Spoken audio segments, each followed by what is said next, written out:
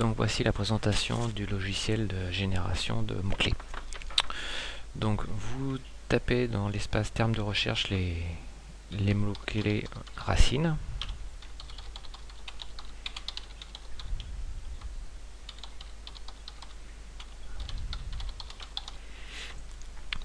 Donc ensuite vous indiquez que vous voulez faire une recherche sur Google, Bing, Yahoo, YouTube, Amazon.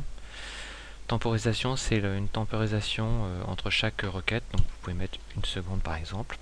Vous spécifiez la langue, anglais ou français, donc par défaut nous allons mettre français.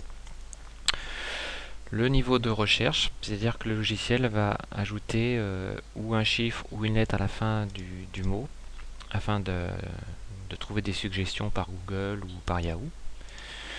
Recherche niveau 2, c'est que le logiciel va ajouter ou 2 chiffres ou 2 lettres à la fin du mot.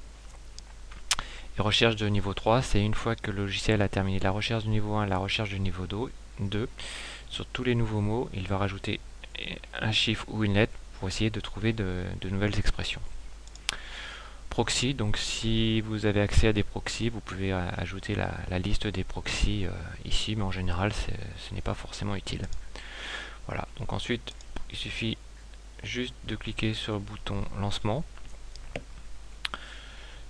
Voilà, et donc au fur et à mesure, le logiciel vous indique le nombre de mots-clés qu'il a trouvé. Vous voyez, déjà en quelques secondes, nous sommes à 63 mots.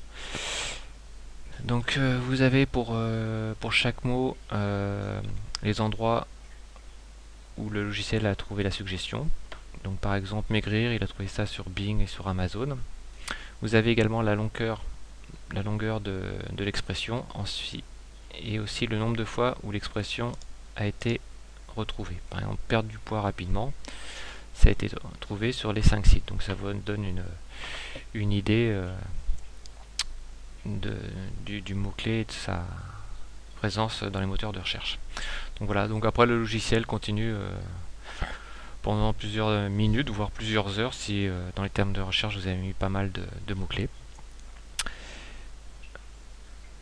Voilà, donc là, on va annuler la recherche.